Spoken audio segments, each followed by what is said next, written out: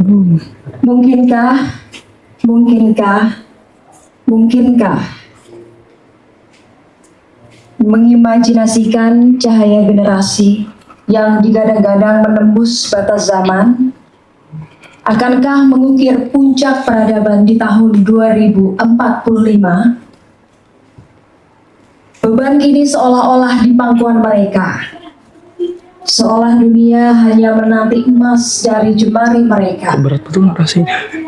Tanpa jejak ragu, tanpa bayang keluh, memupuk harapan dalam pelukan harapan. Harapan itu tumbuh, menari di bawah sinar fajar, disemai dari pola pikir muda yang penuh asa, disebar bagai sebaran benih-benih di lapangan penuh harapan, dilipat gandakan menjadi nyala tak terbendung. Gumpalan cahaya yang mendistorsi pesimisme. Segelintir anak-anak muda berani membuka lembar baru serta pola pikir, menggoreskan sebuah konsep, menyulam mimpi, membagi cerita, dan menyalakan obor keberanian. Mungkinkah, mungkinkah, dan mungkinkah? Nggak ada yang bisa fotoin aku nih. Jawabnya terpatri pada detik ini. Dalam langkah yang mereka tapaki hari ini, mereka mencoba memulai dan mereka menabur. Mereka hanya sebagian kecil yang memantik. Kini, mari kita berikan ruang untuk mereka. Peserta Fellowship Klinik Aktivisme dari Engage Media.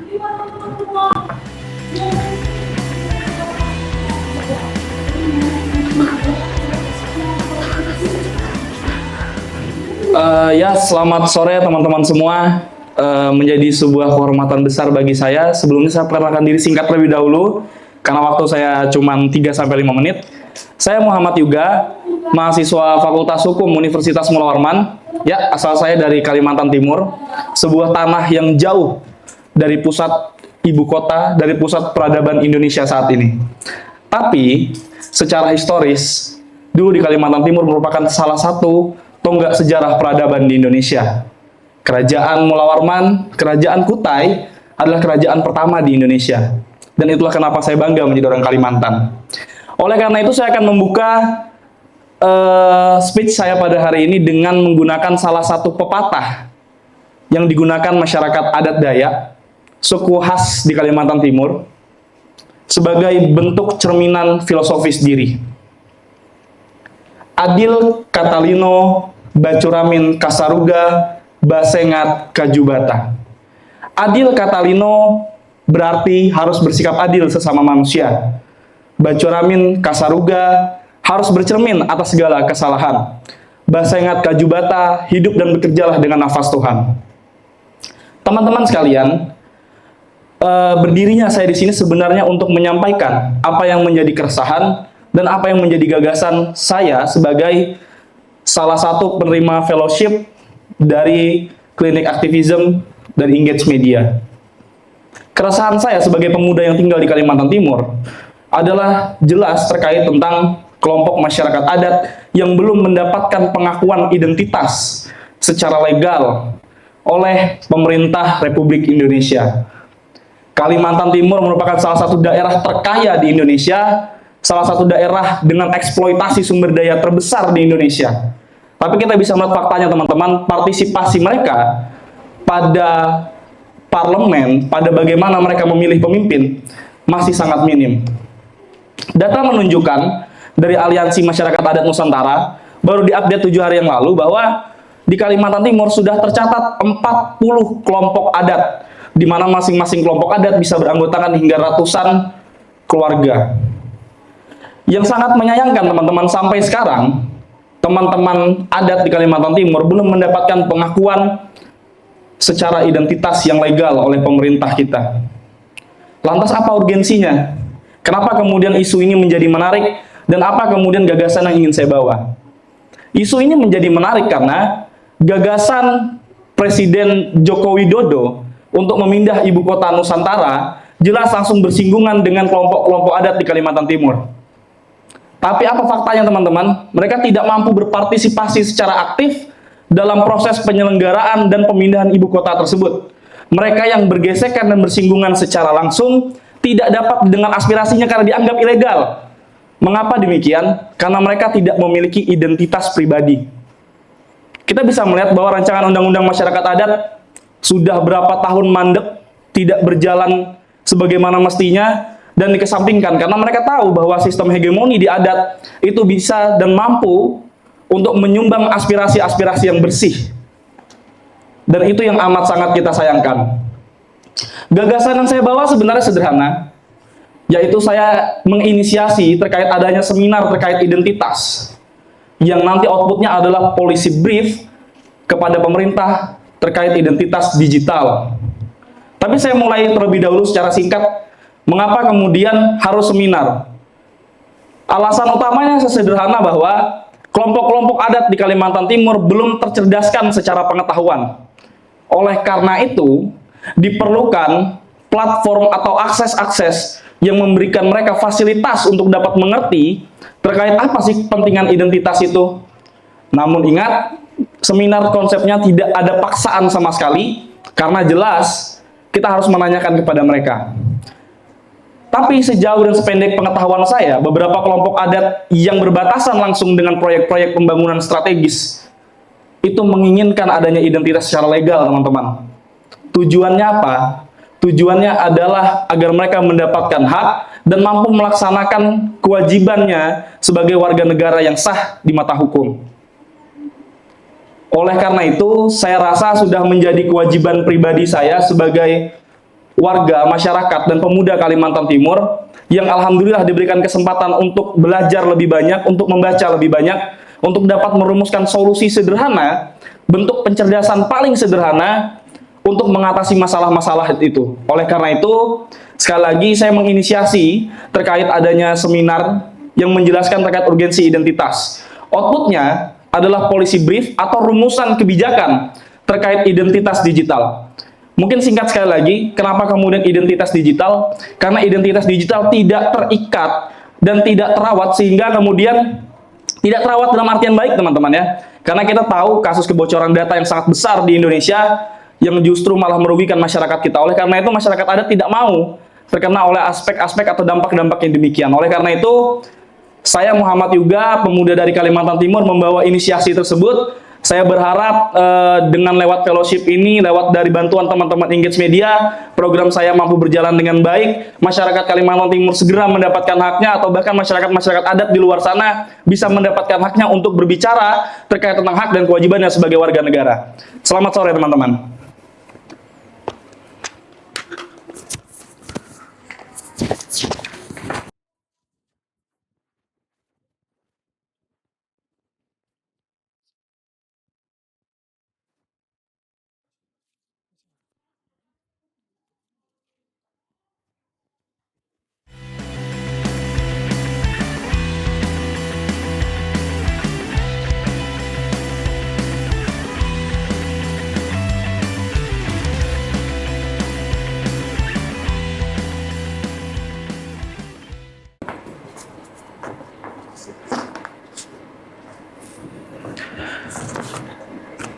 Sampurasun sadayana, tepangkeun nami Abi Egi, Kawitna ti Ciamis, Jawa Barat.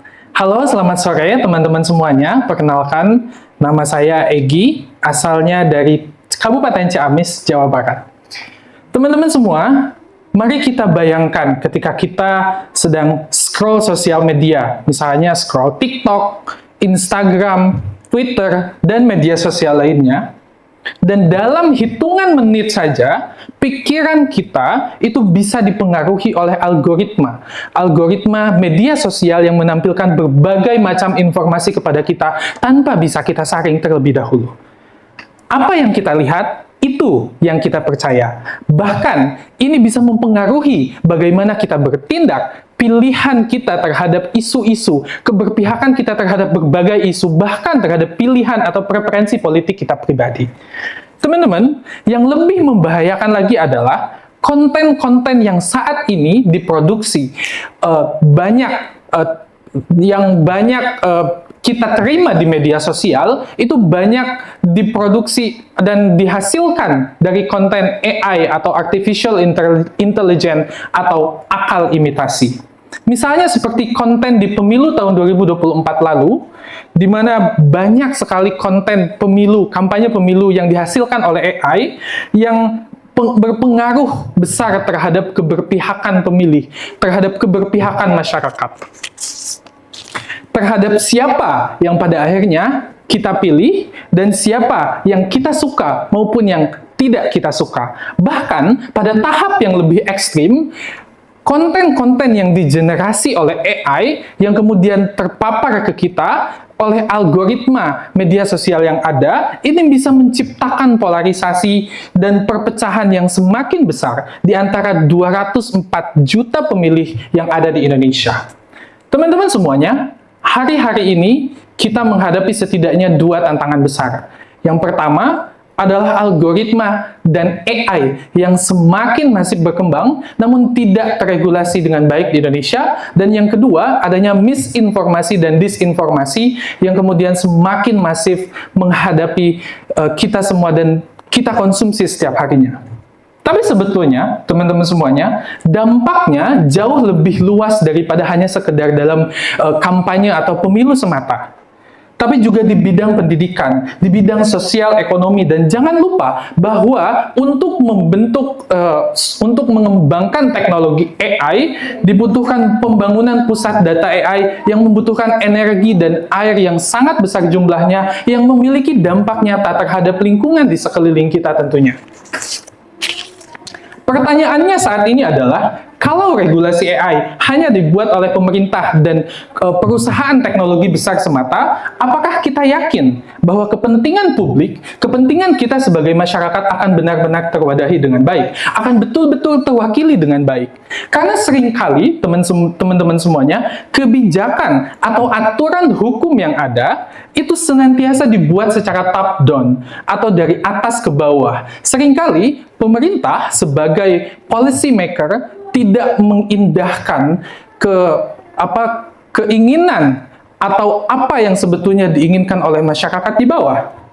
Minim partisipasi, lalu kemudian bahkan pada titik yang paling luar biasa bisa syarat akan kepentingan mereka sendiri.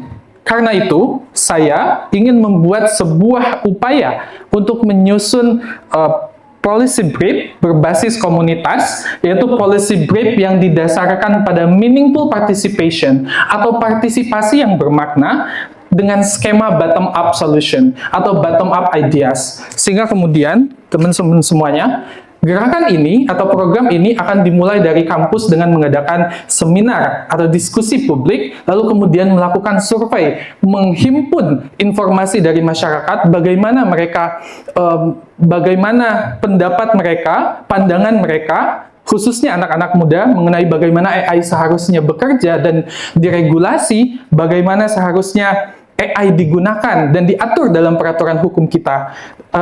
Apa resiko dan siapa yang mengawasinya, lalu apakah AI cukup sebagai alat bantu atau justru perlu untuk dikembangkan lebih jauh dengan segala resiko yang sudah saya sebutkan sebelumnya. Bagaimana AI kemudian bisa membantu kelompok-kelompok rentan, bukan malah menghadirkan disparitas yang semakin lebar di antara kita semua, ketimpangan yang semakin lebar di tengah-tengah kita.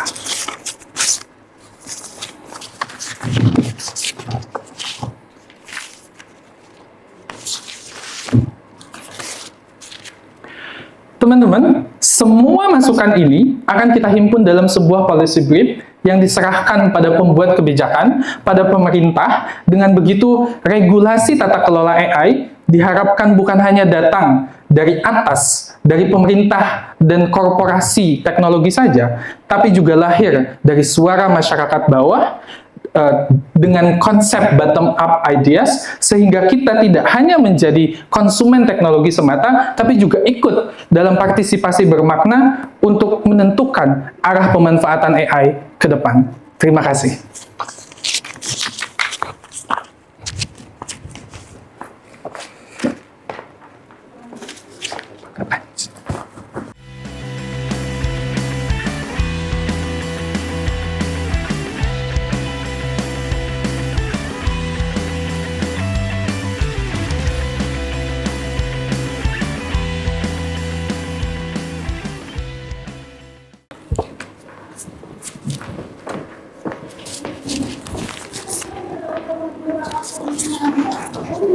Hora semua, kenallah hamu sudah hita Tazkira Fatihah Damani, boleh hamu panggil Aurara. Asal mulak doa, Medan, Sumatera Utara. Horas, halo semuanya, perkenalkan namaku Tazkira Fatihah Damani. Teman-teman boleh panggil aku Rara, dan aku berasal dari Medan, Sumatera Utara. Aku merupakan salah satu fellow dari Klik Act bersama Engage Media, yang pada kesempatan kali ini mengajak teman-teman semua untuk melihat ulang dari sudut pandang yang berbeda.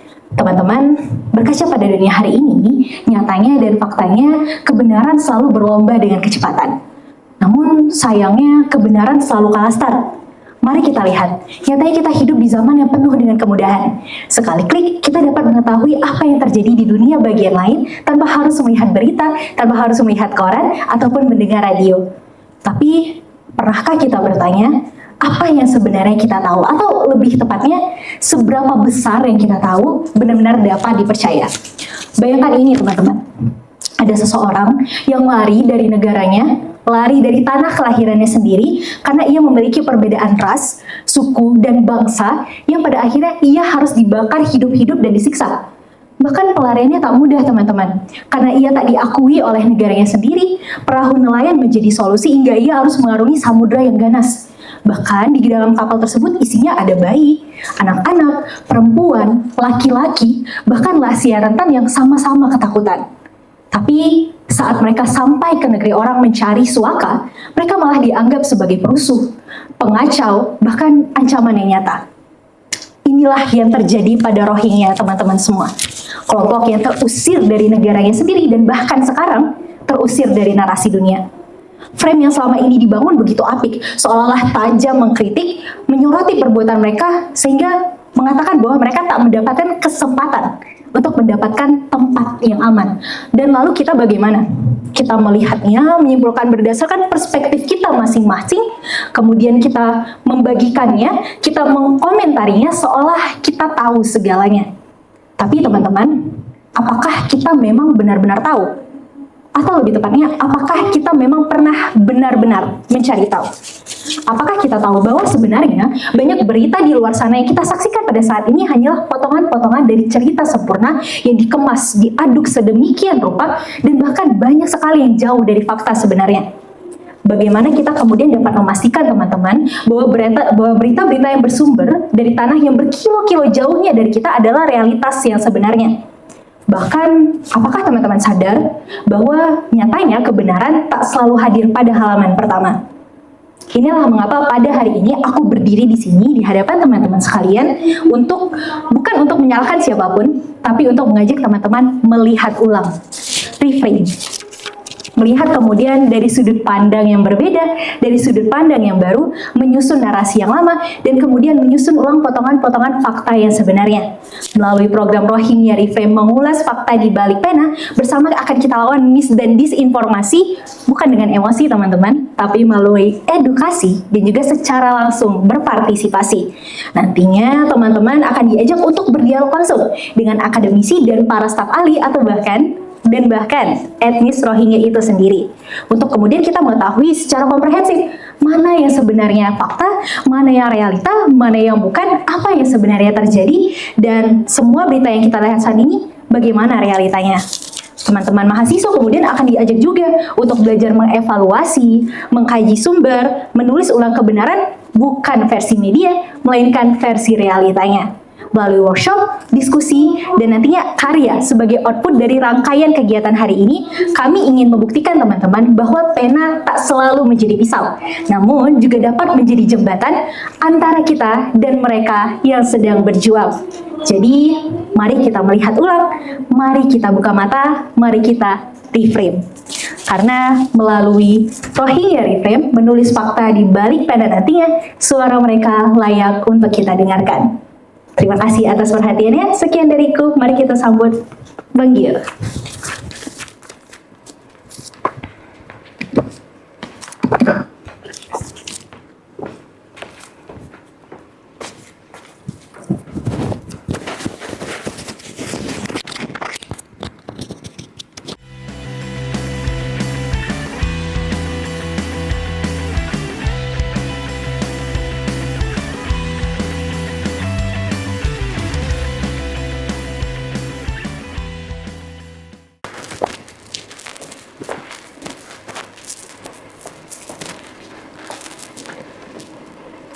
Tabia semua, kita bernama Giovanni Pubakirang, kita dari Minahasa Utara, Sulawesi Utara, perwakilan dari Fakultas Ekonomi dan Bisnis Universitas Samratulangi Manado. Dan kita hadir di sini sebagai fellow dari program Click Act Engage Media. Pernah kejadian seorang siswa di SMA memposting sebuah kritikan terhadap kebijakan yang terjadi di sekolahnya. Namun, apa yang terjadi? Keesokan harinya, ia dipanggil oleh kepala sekolah dan terancam diskors. Ini bukan sebuah cerita fiksi, ini adalah sebuah contoh yang nyata, dan juga sebuah fenomena yang terjadi oleh generasi muda saat ini. Generasi yang hidup di era post-human, di mana batas antara identitas digital dan juga fisik telah terkaburkan. Teman-teman, hari ini hampir semua anak muda, termasuk juga remaja, itu sudah aktif dalam menggunakan media digital. Namun sayangnya, masih sedikit dari mereka yang paham tentang hak digitalnya. Mereka menciptakan konten, mempengaruhi opini publik, bahkan menggerakkan perubahan. Tapi tanpa sadar, setiap klik, setiap unggahan, bahkan setiap jejak digital yang mereka buat itu merupakan bagian dari digital body mereka yang mana memiliki konsekuensi dan pengaruh yang nyata serta permanen.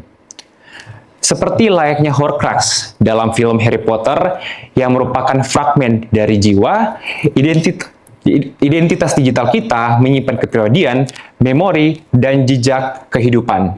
Namun berbeda dengan Horcrux, identitas digital kita justru terekspos tanpa perlindungan.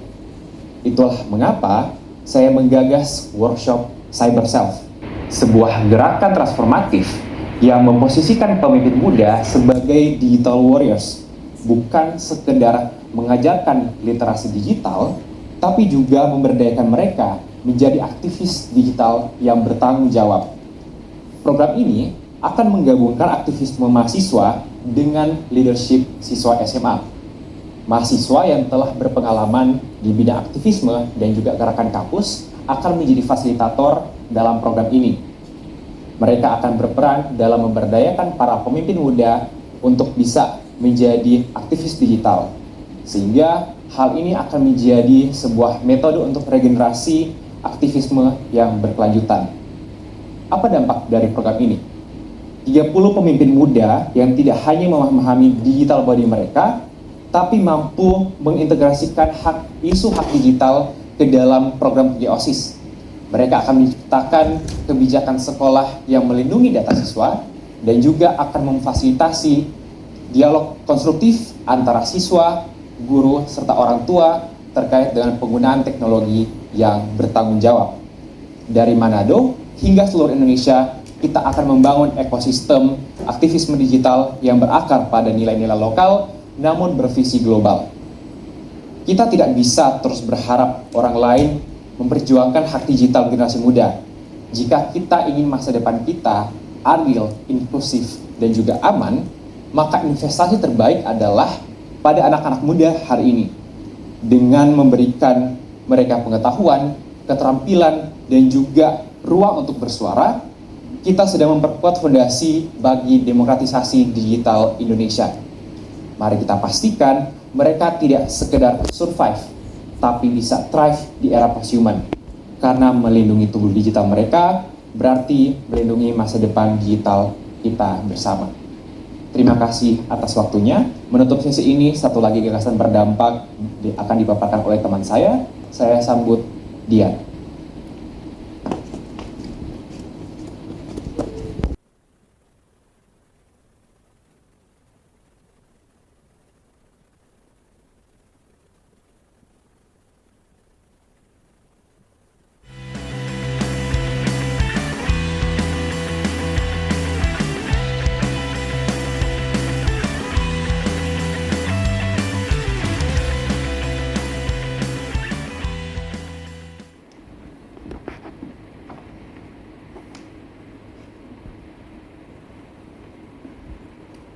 Woi, kance-kance.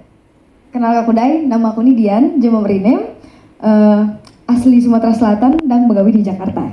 Translate tanya lebah ganteng ya. Oke, jadi sebenarnya guys, aku tuh hobi banget jalan-jalan gitu.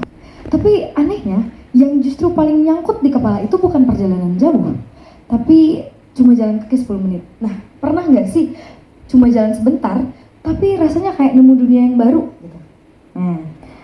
Aku ngalamin itu baru-baru ini sore-sore. Dari stasiun Pasar Minggu Baru ke kosku di Kalibata, aku nyoba jalan kaki gitu. Kenapa itu spesial? Karena biasanya aku langsung naik ojol, cepat, praktis, nggak pakai mikir, langsung naik. Tapi hari itu aku memutuskan untuk jalan kaki gitu. Nah di sana aku ngeliatin ada toko kelontong, mainan fisik gitu yang kok bisa ya masih bisa bertahan gitu di era gempuran Roblox dan FF gitu. Dan juga ada pohon besar, di bawahnya ada meja tua, tempat bapak-bapak Kalibata itu main catur semalaman gitu.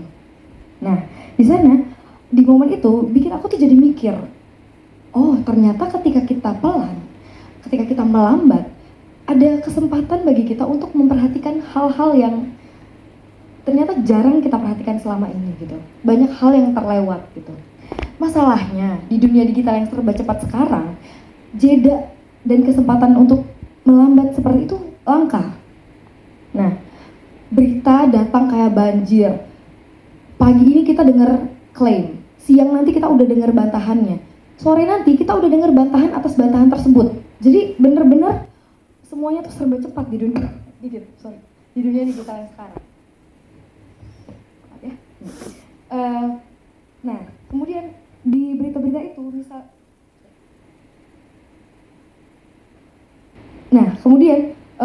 berita-berita itu misalnya datang kayak dari kemarin-kemarin ada data BPS yang dipertanyakan, lalu kemudian ada label sepihak dari presiden gitu ya terhadap NGO bahwa mereka itu antek-antek asing gitu. Terus kemudian ada juga ada tudingan juga bahwa demonstran itu didanain koruptor gitu. Jadi benar-benar dalam tanda kutip asbun seperti ini datang dari sumber resmi. Ironinya atau mungkin lucunya gitu ya. Dan itu semua sulit untuk diverifikasi karena datangnya dari sumber resmi. Disinilah pertanyaannya, bagaimana jika misinformasi atau disinformasi itu datang dari sumber resmi? Fenomena inilah yang dinamakan muddled information atau kekacauan informasi. Lebih dari sekedar hoax, tapi kaburnya batas antara fakta, fiksi, dan opini. Nah, apalagi pas pemilu kemarin, semua narasi dikondisikan di media sosial. Para buzzer bekerja keras gitu. Nah, dan di sana suara warga di lapangan kayak gimana? Tenggelam. Nah, di mana posisi anak muda di tengah semua fenomena ini? Ya, kita berada di posisi paling strategis, tapi juga paling rentan. Kita kreatif, cepat belajar, mayoritas pengguna internet, punya jejaring yang luas. Tapi ingat, kita jadi target sasaran paling empuk dari disinformasi ini yang memainkan emosi. Mainnya di emosi, bukan di logika. Nah, yang diperparah oleh kemampuan memverifikasi informasi di antara kalangan kita itu yang belum merata. Ingat, pemilih di pemilu kemarin, itu paling banyak, lebih dari setengahnya adalah anak muda atau Gen Z. Itulah kenapa aku membuat siaran alternatif. Aktivitas utamanya sih sederhana, jalan kaki, ngiter-ngiter. Tapi bukan sekedar pindah tempat. Ini cara kita untuk memberi jarak dari ritme digital kita selama ini yang terlalu cepat agar kita bisa berinteraksi dengan dunia nyata. Setiap bulan mungkin 7 atau 10 anak muda yang mau gabung, teman-teman gabung ke aku gitu untuk kita kemudian ngiter ke kampung-kampung pesisir misalnya yang katanya bakal tenggelam di Jakarta gitu. Kemudian ke kampung kota yang dijanjikan hunian layak. Manakah itu gitu. Nah, terus kemudian ke komunitas yang mungkin dicap anti pemerintah gitu. Kita nggak hanya akan dengar berita atau cerita, tapi akan mengalami langsung. Duduk bareng warga, ngopi di warung kopi, piknik di taman kota. Kita akan mendengar, melihat, merasakan secara langsung tanpa filter algoritma. Dan sambil jalan, naik ransum, mungkin kita akan sambil ngobrol santai tentang belajar gimana caranya bedah propaganda, gimana caranya ngendalin buzzer, gimana caranya supaya memahami bahwa media itu juga ada tekanannya loh, tekanan terhadap media independen. Dan yang paling penting adalah melatih empati. Karena untuk melawan kekacauan informasi, itu bukan soal baca lebih banyak. Bukan hanya perlu pengetahuan kita yang ditambah, tapi empati kita juga perlu diasah. Oleh karena itu kita harus melihat lebih dekat, mendengar lebih lama dan merasakan lebih dalam. Jadi, ayo kita keluar sebentar dari gelembung digital kita, temui orang-orang di sekitar kita, lihat dengan mata kepala sendiri dan berimajinasikan cara kita untuk memahami dunia. Kalau berita bisa dibuat, kebenaran harus ditemui sendiri. Siapa tahu dari langkah kecil itu, kamu juga bisa bikin siaran alternatifmu sendiri. Terima kasih teman-teman. Jangan lupa mampir ke booth-nya ClickX di depan pendopo ya guys. Terima kasih.